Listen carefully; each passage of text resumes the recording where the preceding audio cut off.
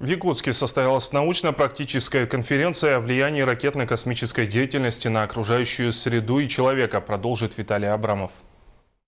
На указанных территориях республики располагаются районы падения отделяемых частей ракет-носителей. Согласно плану запусков ракеты «Союз» на территории Алданского и Алекминского района будут отделяться головной обтекатель, на территории Вилюйского же района основная ступень и хвостовой обтекатель.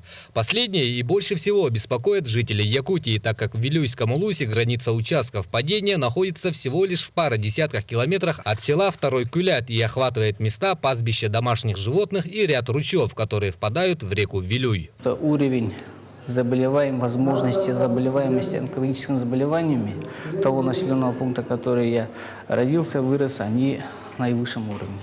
Превышают все вот эти параметры. Также общественность беспокоит частые в последнее время аварии ракетоносителей. Вот сейчас перегнали. Аварии когда угодно, где угодно могут быть. Я их спрашиваю, даете гарантию? Они не дают гарантии о том, что не будет аварии. И в какой-то момент может, упасть этот агрегат весом 100 тонн, хоть на Вилюйске прямо.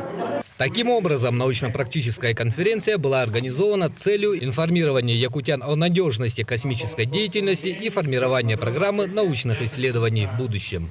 В целом, по прогнозной оценке ученых, вред от падения ракет-носителей будет заключаться в загрязнении окружающей среды нефтепродуктами, который не превышает вреда от охоты или лесопромышленной деятельности. А при своевременной обработке территории падения не будет наносить существенного экологического урона. Общественные слушания будут проводиться второй декаде сентября, то есть осенью. Этого года. Да, осенью. И там же будут рассмотрены оценка воздействия на окружающую среду. Вот эти мероприятия все еще впереди. В свою очередь, Роскосмос парировал вышесказанное тем, что выброс загрязняющих веществ при запусках ракет типа «Союз-2» в сотни и тысячи раз меньше, чем загрязнения, которые вызываются автомобилями и самолетами. Также ознакомил о такой же проблеме с жителями Алтая в 90-е годы. Там тоже занимались, мягко говоря, садизмом. Это таскали детей к упавшей ступени. Давали в руки флажки и говорят: митингуйте. Ракета керосиновая. Я спокойно смотрю на эту сцену. У меня она не это самое. Союз тот же лежит, вот они митингуют. Но ты-то говоришь, что это опасно. Но ты привел ребенка, дал ему флаг. Это ты кто после этого?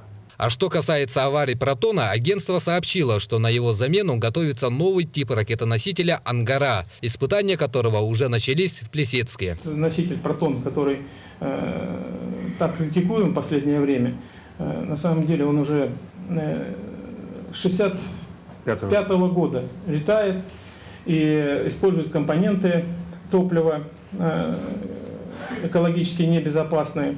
Вот. Поэтому «Ангара» – это на замену этого носителя с теми же энергетическими характеристиками, практически с теми же энергетическими характеристиками, но современная машина. До итоговой точки в вопросе еще далеко. Впереди еще комплексный экологический мониторинг зон падения и общественные слушания. Само же соглашение между правительством республики и Роскосмосом планируется подписать к концу этого года. А насколько все это будет безопасно для жителей и природы Якутии, покажет время. Виталий Абрамов, Дмитрий Сергучев, НВК «Саха», Якутск.